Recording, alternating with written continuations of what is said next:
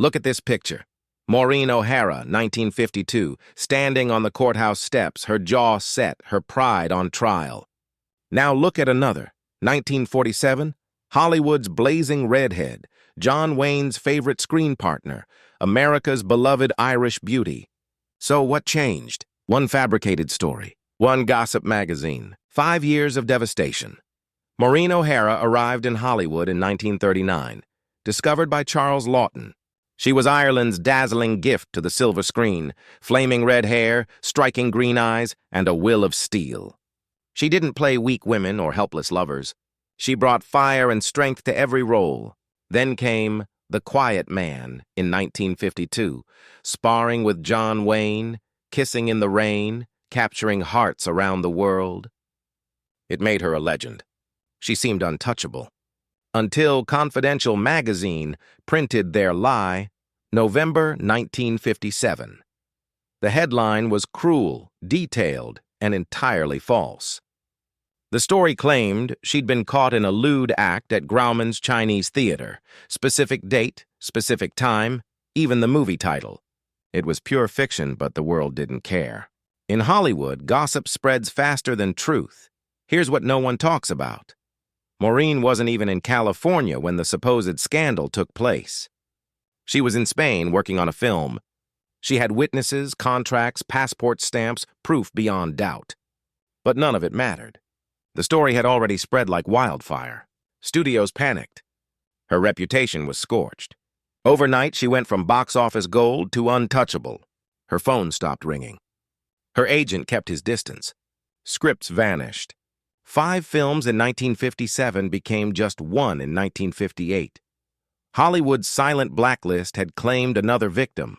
Look at a photo from 1958. Maureen at a movie premiere, smiling for cameras. But look closer at her eyes. That isn't joy, it's fury, humiliation, determination. She refused to fade away.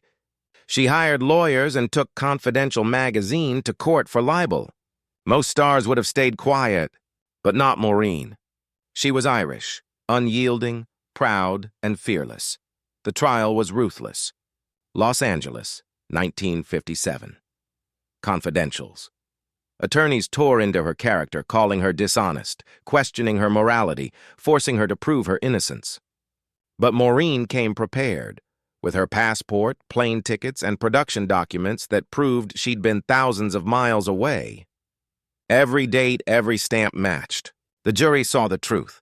The magazine had lied, but even victory came with a heavy price. The trial kept the scandal alive. Every newspaper repeated the same vile accusations, each headline reopening the wound. The lies stayed tied to her name forever. Hollywood moved on, but without her. Directors avoided her, not because she was guilty, but because she was too much trouble. The truth had cleared her name, but not her career. She refused to give up. She worked in Europe, Italy, Spain, England, far from the whispers and the judgment.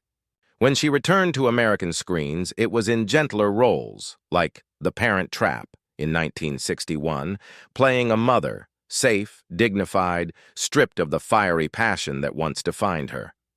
The bold leading lady was gone. Hollywood had decided scandal, even false scandal, was career death. In 1991, she retired, wrote her memoir, finally told her version, the lies, the blacklist, the betrayal of those who chose gossip over truth. At 71, the wound was still raw. She never forgot. When she passed in 2015 at 95, the obituaries praised her beauty, her films, her chemistry with John Wayne. They left out the scandal that nearly destroyed her life. Now look back at those 2 photos. The radiant star of 1947, strong, defiant, unstoppable. And the woman on those courthouse steps in 1952, fighting for her dignity, for her name, for her truth. She proved her innocence, yet still lost everything that mattered to her career. One reckless story in one gossip magazine ended her reign. And that's the hidden tragedy of Maureen O'Hara. The truth couldn't save her.